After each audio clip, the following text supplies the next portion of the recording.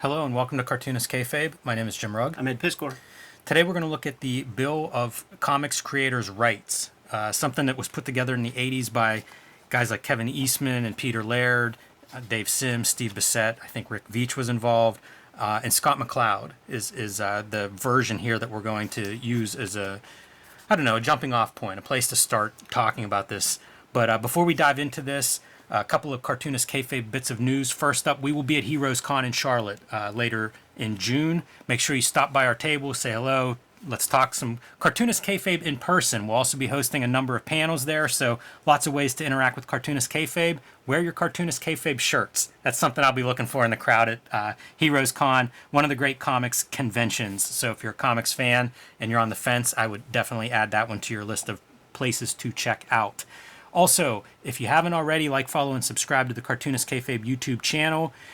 Also, hit that bell icon next to the subscribe button. That'll notify you when we post a new video. It'll give you a leg up on the Kayfabe effect. If you see a comic on here that you want to add to your collection, you want to track it down first. So hit that notification button. You'll be the first to know about it. It'll give you a leg up on eBay, Amazon, your local comic shops, wherever you try to find these sometimes hard to find comics. Also, let our videos play through to the end.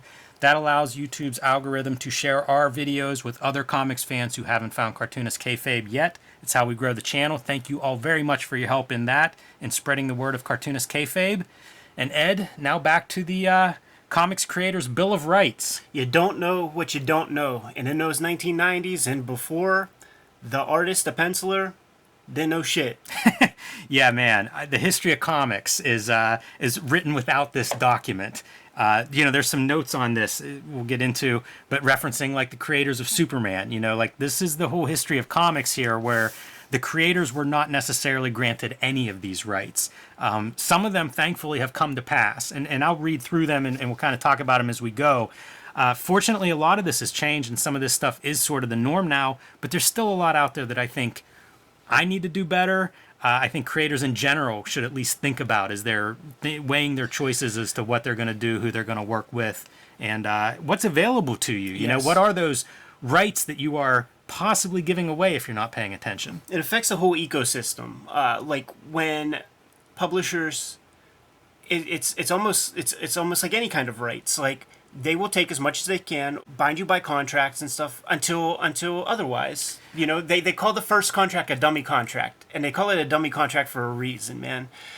Because you got to be a dummy to sign it. It has all the standard boilerplate stuff that they want to sign, like in an ideal situation, and there's room to move. Sometimes you hear inferences when they're talking to you. Like I remember a couple of times hearing Gary saying stuff like, well, if I do that, then it's a better deal than Jaime. And I say, okay, well, give me Jaime's deal then. Whatever that deal is, like, let me have that one. So there's back and forths that happen that way. And sometimes you have to stand up for yourself. Like, if something feels wrong, it might be, but every other cartoonist who participated before you allows themselves to be trampled on, or they just simply don't think about the stuff that or maybe they got that good deal, Jaime, you just referenced, but it's not the standard. It's not part of the dummy. Like each guy's got to ask for that. If you want that yourself. Right. So that's a reason to go through this. That's a reason for, if you make comics, to think about this stuff. And you can ask for anything before you sign that contract. And conversely, once you've signed that contract, that's it. Your negotiation powers have definitely gone down once you sign that contract. Yeah, so. I'm a believer in that stuff. Like when people come out the woodwork and start crying and complaining. Like, I've made bad deals. I made bad deals. You don't hear me complaining about the stuff. I'll never work with or for those people unless there's a renegotiation that would happen. But you sign your name, man. And we have a whole history of comics where you've seen people getting jacked and not getting. You see the different ways that people can get jacked, so you got to be mindful. Yeah, absolutely. So this is a relatively short document. I'm going to start reading it. Do it. Jump in anywhere you want. I'm sure I'll add some stuff too. So, for the survival and health of comics, we recognize that no single system of commerce and no single type of agreement between creator and publisher can or should be instituted. However, the rights and dignities of creators everywhere are equally vital. Our rights, as we perceive them to be and intend to preserve them, are So there's your beginning. And again, this is the suggested final draft by Scott McCloud. So here we go. Number 1, the right to full ownership of what we fully create. That'll never happen unless you self-publish. Right. With the exception, I mean, you could speak to it better than me. I think Image Comics provides the best. If you have a hit comic, provides the best deal in terms of the rewards that come in. But do they get a piece of anything else? Do they have a say in foreign? They do have a say in foreign rights, and it was something that surprised me. I had lined up a separate agent for foreign rights before I started doing Street Angel with Image, and then found out like that was something that they were pretty adamant about. Yeah, and it's one of those A things. lot of publishers are now. For Hollywood stuff, they get their hands in that. We talked about it before, like in music, it used to be the music company, your label gets the money on CD sales. So for our purposes, that would be book sales. That's how the label makes money, and you actually don't. The musicians really, they make a few points on the package, but they make up for it with merchandise. They make up for it with touring, and nowadays, because of the internet and Napster type things, they provide what's called the 360 deal, the labels, where they get a piece of everything. If they're going to sign you up, they're getting a piece of everything. And I feel like that's what the publishers for comic books are. They get a little piece of Hollywood. They get a piece of foreign. They That get is a piece of something that, merchandise. And I don't know how much I can say and not say about contracts, but You could say... I personally, look, Image doesn't have any of my media rights. Yeah. So that's a nice thing. If I want to make a movie, TV, or anything, that's completely on me. And I think that's the standard. Yeah, I think it probably is. You mentioned like, But they're the you only pretty much publisher, have probably. to self-publish if you want to do this. Yeah. This is, I would equate it to something like traditional publishing. Like if I wrote a novel and whoever published it, they don't get rights to the movies, right? Like their Right. interest traditionally is the book. Like what they're getting rights for are the rights to publish this book. And there's some degrees to that. Yeah. How many printings they can do, how long it has to stay in print, things like that. You might negotiate, but that's how I would interpret this. Right. You have those other rights. If I want to make a video game, that's up to me. This is like the dummy contract for the artist's favor that has to be negotiated down with the publisher. So, like, they have their boilerplate, and this is not a bad boilerplate. Right. That's what I'm saying. Like, part of the reason I wanted to talk about this is I wasn't very familiar with this. Even whenever we started this channel, like, I had heard of this, but, we've gone through and talked to several of these people now, and I've read this several times for different interviews and things, and so I'm a little more familiar, but I think it's just one of those things. I know a lot of creators watch and listen. It's just good to have this on hand to think about whenever you're reading those contracts or thinking about trying to negotiate something in your contracts. Number 2. Think of these. The right to full control over the creative execution of that which we fully own. This is another one that, boy, that's broad language. Yeah. Possibly this is referring to format and presentation. And I remember when you were working on Hip Hop Family Tree and you had a very specific idea what you wanted those books to look like. And that was something I think you talked to publishers about before contracts were signed. Yeah. So some of that I think is reflective of this, just how it's presented, really. Is it serialized? Is it one book? Here's what happens, man. You'll go through the list, and I'll keep my eyes on the annotations to get like a clearer sense. And what Scott McCloud is talking about is even content-based stuff, character names, dialogue stuff, editorial things that could also be changed. Like they want the final say for what happens with that. And I think in a lot of ways, like, you could get that with the independents pretty well, especially the way you and I operate. I feel like we just get our thing done, show it to them, and say, "Do you want to publish it or not?" Like this is what it is. Yeah, I'm trying to think. I don't remember any specific language like this in my Image contract, and I also don't remember them asking me to change anything I didn't want to change either. So I don't know. I don't know how that union thing is happening over there, but I remember reading that the administration wants to be able to approve your work for publication or something like that. We'll see how that goes. Number 3, the right of approval over the reproduction and format of our creative property. I guess that's a little bit more of what I was saying there, Ed, in terms of, you want this to be a graphic novel or you want it to be comic book issues, whatever the case may be in terms of format. Yeah. The right of approval over the methods by which our creative property is distributed. This is really interesting to me, and this is something that I think this is part of the reason I wanted to have this talk. Sure. So, to me, the biggest change that's happened in comics in my life is digital distribution. Yeah. And I think it's really important to manage that if you own your work. Yeah. How do you want to sell that stuff? Yes. I sell PDFs on my website. I sell a version of that through Patreon. There's a million digital distribution pieces that you can control. And I think that's one that you get as clear as you can in your contracts with this. Absolutely. One of the pitfalls, and one of the things that could happen is they just broadly sign it up as part of that Comixology Unlimited or something. So now it's free, and that stops a vector for income flow, and maybe you didn't want that. Like I would like to have say in everything, and Right. I'm not looking for anybody to make judgment calls with any of my stuff unless it makes sense. I do have the first hip hop as on Comixology Unlimited because it's that like razor blades philosophy, man. Like, here, I'll give you this one. You can buy these other ones. There's a time and place to do that, but you want to have some agency on that. Why the hell not? I think you want to have major agency on that. Plus, we don't know what's forthcoming. Exactly. Just like just boilerplate digital, we have no idea what else is coming. So it can't be like the stuff that those Hollywood writers would have to strike on all the time because they didn't foresee DVDs existing or streaming existing in 1978.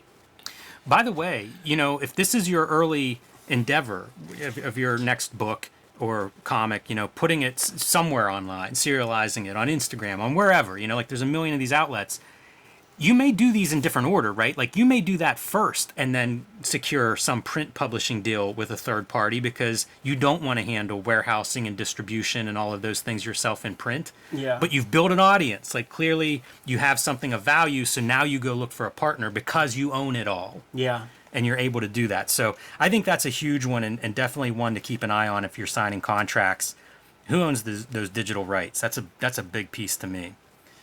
The right to free movement of ourselves and our creative property to and from publishers. I kind of love this one because like there's a lot of comics history that you can look at, and I'm thinking of when Kamiko goes down, and it's like comics. Matt Wagner spends years before like Grendel gets freed up or Mage gets freed up. There hasn't been Elementals comics since the Kamiko days. Yeah, there probably never will be again. So I think that's a really good one because you'll see some of these characters bounce from publisher to publisher to publisher, and why not? Bone goes to Image and then back to Cartoon Books. That's a good one. That right to free movement, I think, is really big, and it's part of this whole of full ownership. I remember somebody suggesting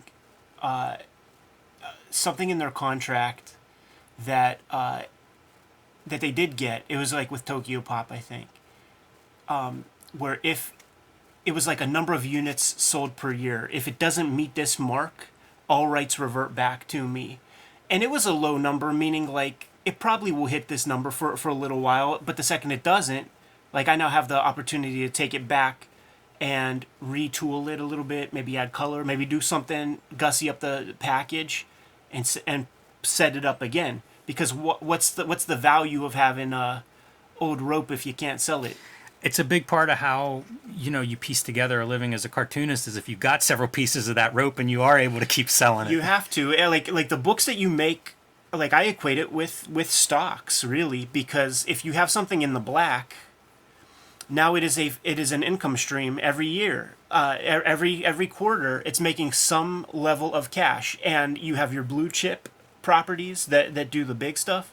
And then you have the small ones, but that's not insignificant. You're gonna pay your property taxes with a D level book if it's still selling broadly and stuff. So you build your career and you build your catalog over time. Each one of those serves you. All right. Number 6, the right to employ legal counsel in any and all business transactions.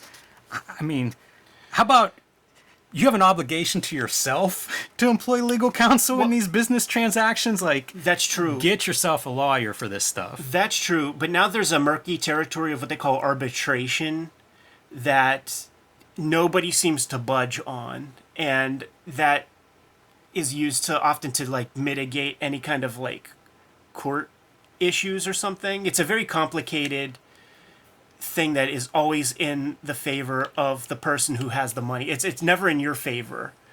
So I don't know what the workaround is for that, but leading up to that, you got to get a lawyer.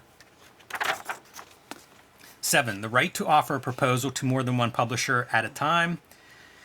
I don't know why you would ever not do this. There's a right to first refusal that often gets lumped in with your contracts, and that's not a bad thing. It makes sense if you so like Tom had like the Kirby book, right? Now I don't know his contract or anything, but if there's an adjacent adjacent kind of thing,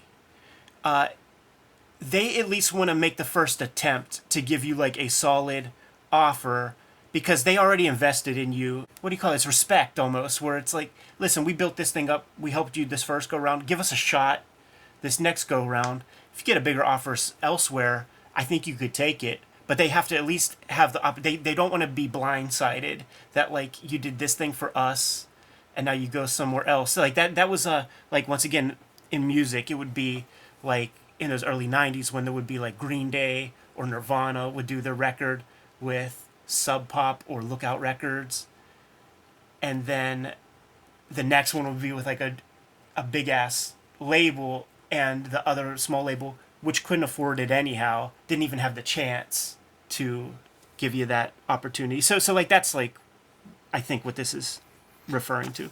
Well, I'm going to tell you, get bidding wars going for your books. That's the only way to make it in the capitalist system that we all live in right now. The way that you make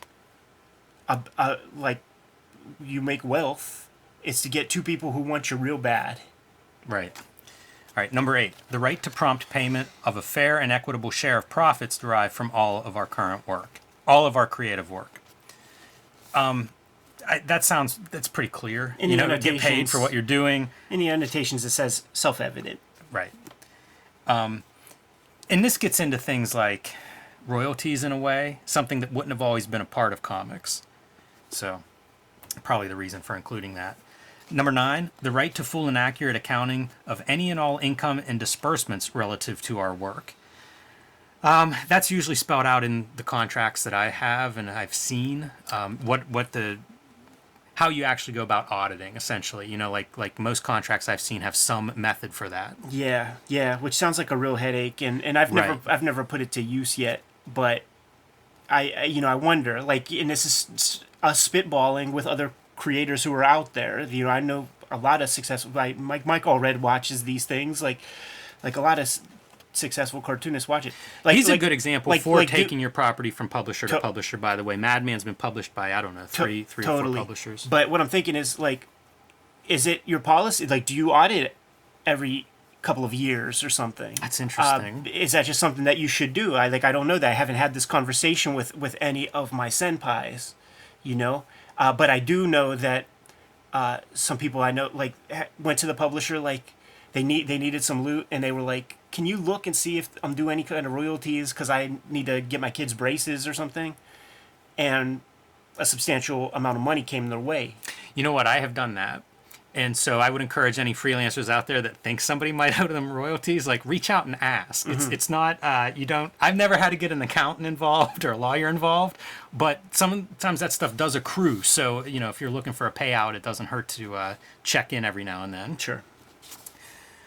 But that is different than an audit. It is, totally. An audit is like forensic. Yeah. All right, number 10. The right to prompt and complete return of our artwork in its original condition.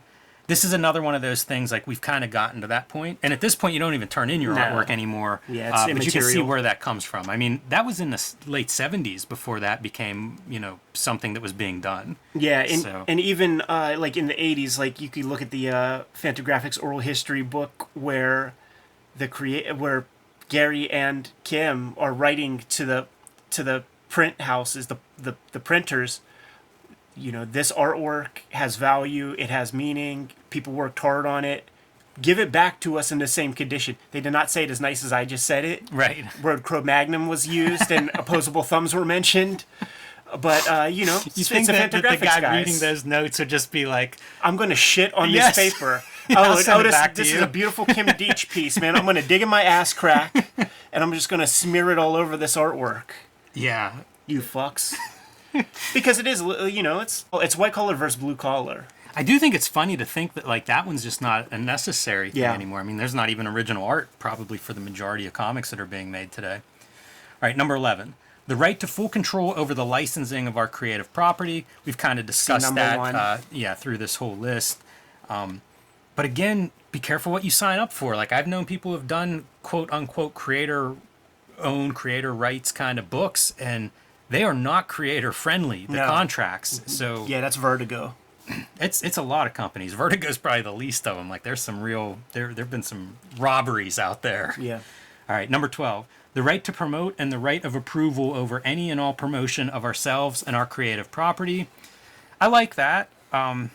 This does factor in. Like I've used outside sources, like outside people to do promo stuff, and have had publishers bristle at that. Oh, we have somebody.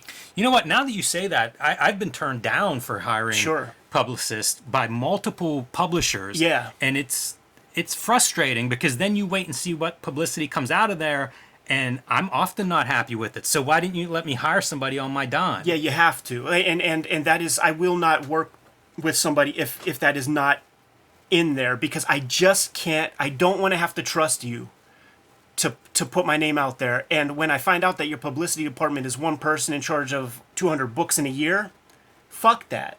Fuck that, man. Like I'm not going to be one of 200. I'm going to get a dedicated person who's going to pound the pavement, who has a financial incentive to pound the pavement and help get the word out. It is a good investment for my work, and I'm not going to spend a year busting my ass on something to just be another one of your books that you use your same old Rolodex, do no outside thinking, to promote. Like it just that is a full stop no-go area. Like if all previous 11 things were accounted for in exactly the way I wanted, if this 12th thing is even a conversation, like I can't fuck with you. I have to be able to do it, because look at this platform we have right here today, man. Over 60,000 subscribers. We speak to over 500,000 people a month.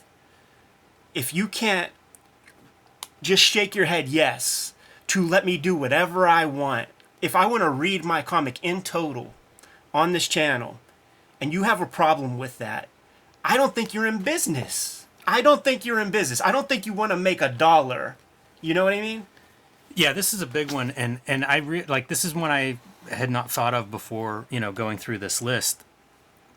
Like, I have to get this in contracts now. Yeah. Because I've been told no after the fact too many times. Yeah, it has to be, like, just take care of that. Like, it's dude, honestly, it's one of the first things in my mind, because I see that is lacking in the game.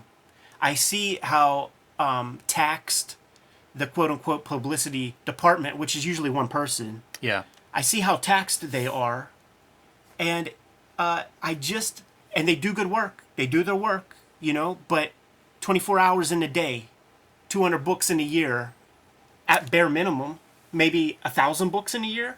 Yeah, and by the way, if you're starting out, if you're a new creator and this is your first book, you're not getting much of that that pie. It doesn't even split up 200 equul ways. There'll be a couple of books that get 80% of that. Yeah. And if you're probably not one of them if it's your first book. Yeah. If BKV is in your abbreviations, man, you're probably getting more juice. 100%. 100%. I've had good experiences with some publicists, but I've also had the meetings of like, this is what's coming out this quarter, and you're kind of on your own. Yeah. So, yeah, definitely. I'm glad that they include that. To me, that's very forward thinking. It makes me curious, like, who in that room was like, hey, guys, by the way, this is important. Because like, it is. It really is. It's a commercial art form. I don't think that anybody, when left up to this kind of stuff, I don't think that one cartoonist is satisfied with the publicity that's done on their book. You often see people complaining. People have sent us stuff, and they're just like,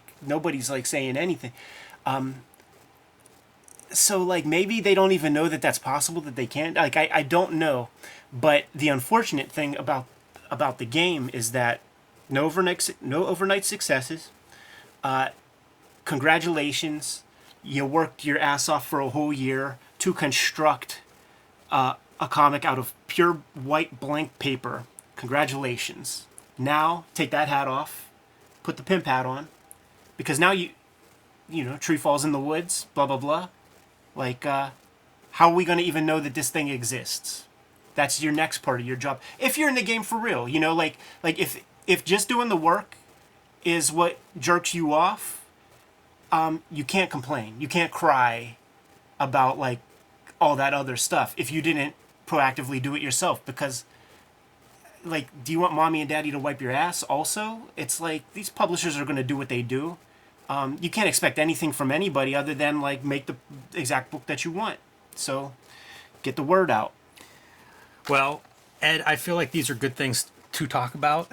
You know, we're coming to Heroes Con. We're going to be hanging out with a bunch of other comics makers. These are things to discuss from an industrial, professional point of view for people who are making comics, trying to make comics, and things to think about whenever you're going into your contract negotiations. Keep this stuff in mind, go in with open eyes, ask a million questions. Yeah, like, I mean, I don't know about you, Jimmy, but going through this list of 12, I saw my career flash before my eyes. I see the places where I did right, and I definitely see the places where I did wrong. Yeah, I've had some missteps on this list, but again, I'm happy that McLeod and his brethren put this together. You know, like, this is, like I say, this is a tool for a profession. So let's keep using it, everyone. Yeah, absolutely, man. Because if you don't, you just make the conversation harder for me and Jimmy when we talk to these publishers. Good to go? Yes. All right. Kayfabers, like, follow, subscribe to the YouTube channel, hit the bell, so that we can notify you when new vids are available. What's out there, Jimmy? Hulk Grand Design Monster and Hulk Grand Design Madness are in comic shops everywhere now while supplies last. It has sold well, so pick those copies up when you see them.